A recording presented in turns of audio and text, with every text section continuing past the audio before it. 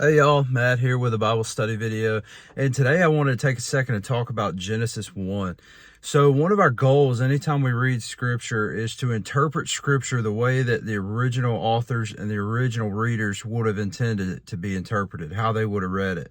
A lot of times we tend to read our own context or questions that we have into the scripture, and unfortunately that leads us to wrong interpretations, or it can even create doubts, especially with Genesis 1, which is what we're going to talk about real quick today.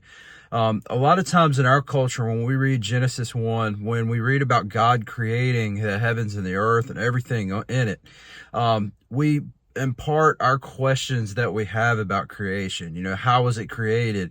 How long were the days? All these questions that we have, and we concern ourselves mostly with how things were made because we're a scientific minded culture.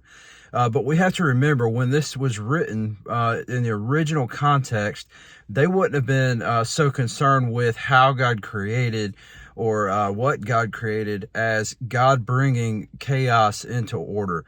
And when you read Genesis 1, read it again now and take this into account, that God was actually naming things, and he was bringing the chaos into order. He was bringing light into the darkness. He was putting boundaries on things like the ocean and the sea that would have been very hostile things in the ancient world. And while he created, it doesn't give us the details of how he created.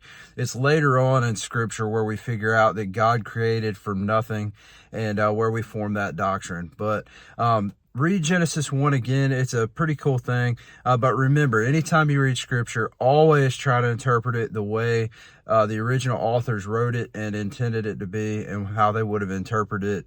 If you have a hard time with this, grab a study Bible and use the notes at the bottom to help you interpret.